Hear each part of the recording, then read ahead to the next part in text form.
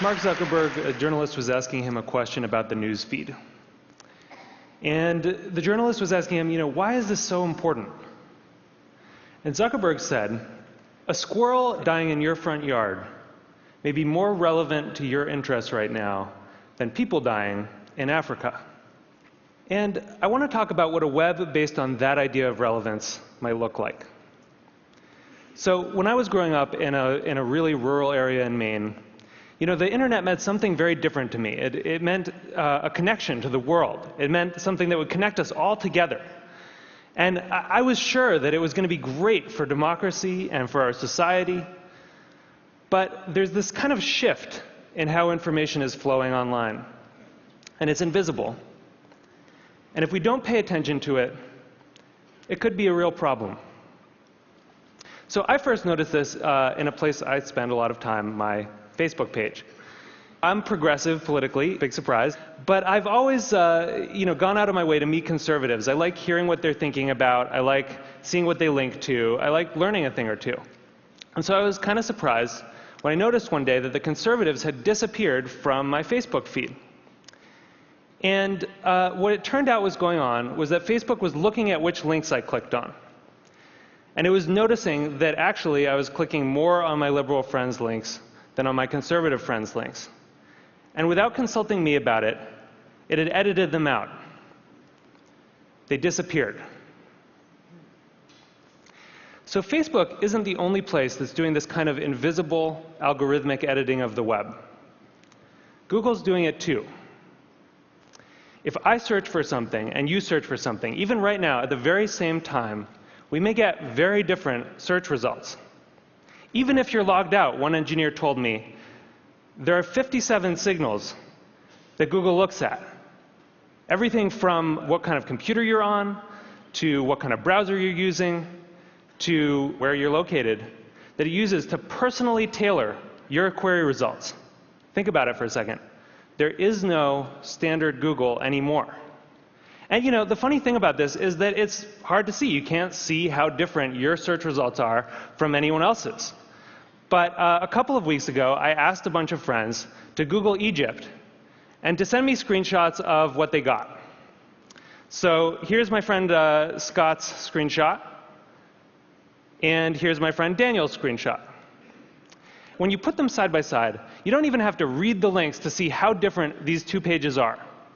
But when you do read the links, it's really quite remarkable. Daniel didn't get anything about the protests in Egypt at all in his first page of Google results. Scott's results were full of them. And this was the big story of the day at that time. That's how different these results are becoming. So it's not just Google and Facebook either.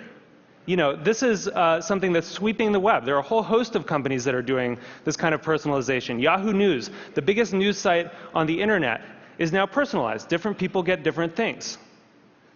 Huffington Post, Washington Post, New York Times, all flirting with personalization in various ways. And where this moves us very quickly toward a world in which the internet is showing us what it thinks we want to see, but not necessarily what we need to see. As Eric Schmidt said, it'll be very hard for people to watch or consume something that has not, in some sense, been tailored for them. So I do think this is a problem. And I think if you take all of these filters together, if you take all of these algorithms, you get what I call a filter bubble. And your filter bubble is kind of your own personal, unique universe of information that you live in online. And what's in your filter bubble depends on who you are, and it depends on what you do. But the thing is that you don't decide what gets in. And more importantly, you don't actually see what gets edited out. So one of the problems with the filter bubble was discovered by some researchers at Netflix. And they were looking at the Netflix queues, and they noticed something kind of funny that a lot of us probably have noticed, which is there's some movies that just sort of zip right up and out to our houses. They enter the queue, they just zip right out. So Iron Man zips right out, right? And Waiting for Superman can wait for a really long time. What they discovered was that in our Netflix queues, there's kind of this epic struggle going on between our future aspirational selves and our more impulsive present selves. You know, we all want to be someone who has watched Rashomon. But right now, we want to watch Ace Ventura for the 4th time. So the best editing gives us a bit of both. It gives us a little bit of Justin Bieber and a little bit of Afghanistan. It gives us some information vegetables. It gives us some information dessert. And the challenge with these kind of algorithmic filters, these personalized filters, is that because they're mainly looking at what you click on first, you know, it can throw off that balance. And instead of a balanced information diet, you can end up surrounded by information junk food. So what this suggests is actually that we may have the story about the internet wrong. In a broadcast society, you know, this is how the founding mythology goes, right? In a broadcast society, there were these gatekeepers, the editors, and they controlled the flows of information.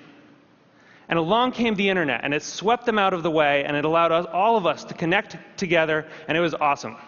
But that's not actually what's happening right now. What we're seeing is more of a passing of the torch from human gatekeepers to algorithmic ones.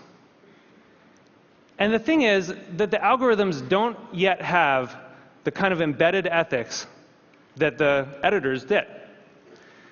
So if algorithms are going to curate the world for us, if they're going to decide what we get to see and what we don't get to see, then we need to make sure that they're not just keyed to relevance. We need to make sure that they also show us things that are uncomfortable or challenging or important. This is what TED does, right? Other points of view. And the thing is, we've actually kind of been here before as a society. In 1915, it's not like newspapers were sweating a lot about their civic responsibilities. Then people kind of noticed that they were doing something really important. That in fact, you couldn't have a functioning democracy if citizens didn't get a good flow of information. That the newspapers were critical because they were acting as the filter, and that journalistic ethics developed. It wasn't perfect, but it got us through the last century. And so now, we're kind of back in 1915 on the web. And we need the new gatekeepers to encode that kind of responsibility into the code that they're writing. You know, I know there are a lot of people here from Facebook and from Google, Larry and Sergey, who, you know, people who have helped build the web as it is, and I'm grateful for that.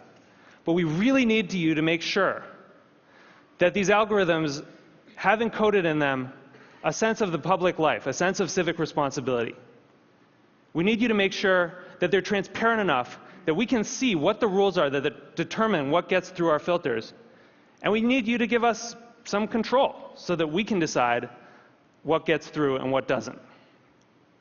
Because I think we really need the internet to be that thing that we all dreamed of it being. We need it to connect us all together. We need it to introduce us to new ideas and new people and different perspectives. And it's not going to do that if it leaves us all isolated in a web of one. Thank you. Thank you.